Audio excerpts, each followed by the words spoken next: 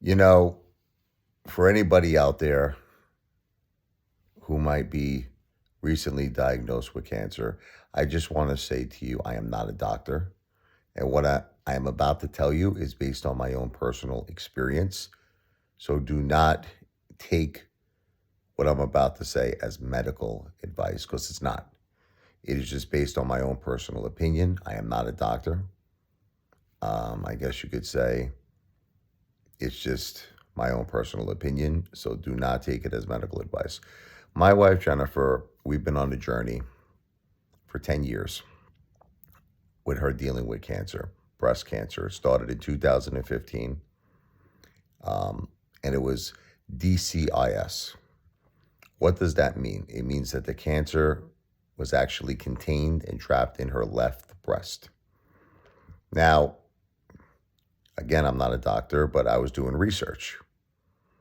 And I started to see a lot of women who had DCIS didn't even know that they had it. Lived very, very long lives. Like there was this one article I was reading. I remember that, unfortunately, this, woman died in a car accident, but she was like something like 75 years old. And I think when they were doing the autopsy, they saw that she had DCIS, and the conclusion was she had it for many, many years. In other words, she had no idea. This is the point that she had this DCIS. So I started thinking to myself, because all these doctors were telling Jennifer she had to get a mastectomy, my wife, meaning to actually remove her entire breast.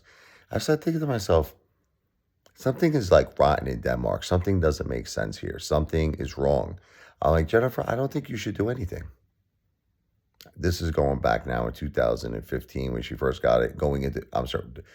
2016 is when she had the procedure, the mastectomy. She actually went forward and got it. She was like, Rich, I want it out of my body.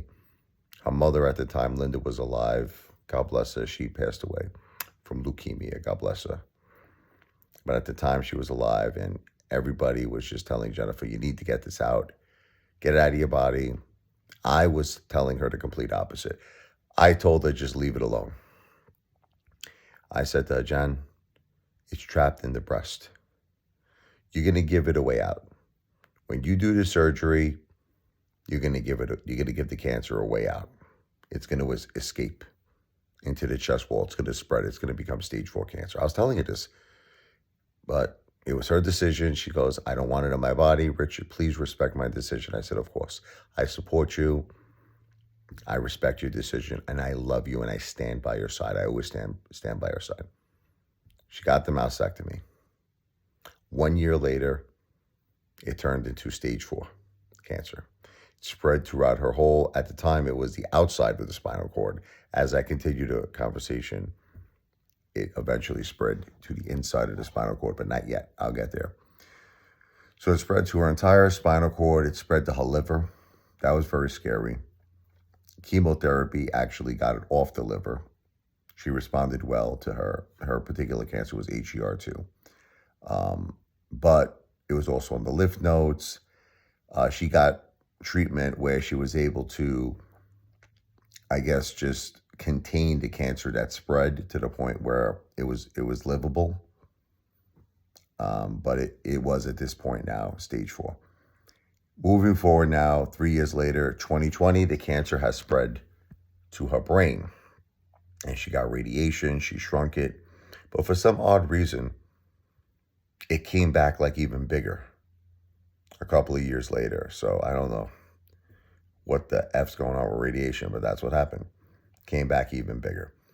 So 2024, she got brain surgery, and the doctor only removed, there was 3 tumors in her brain. The doctor, the neurosurgeon, only removed 1 tumor. I still don't understand why.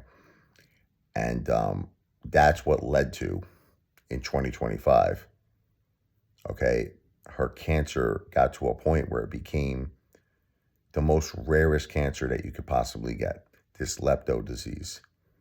Okay, Leptomeningeal disease, where the cancer now spread into the inside of the spinal cord tunnel, which is like deadly. You'll have like a month, 2 months to live. I mean, with treatment, maybe you could go a little longer, but it's the most porous, like prognosis. It's a terrible situation. I love this girl with all my heart and soul.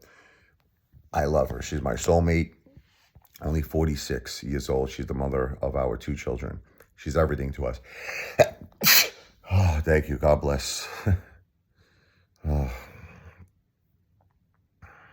it's very heartbreaking. I'm making this video because I believe it was the surgeries that caused this cancer to spread. All the surgeries, starting with the mastectomy and then going forward with the brain surgery. All the surgeries is what pretty much puts you in a situation that my wife is in right now. It's not a good situation. She had aspiration pneumonia for the last month. She still is getting over it.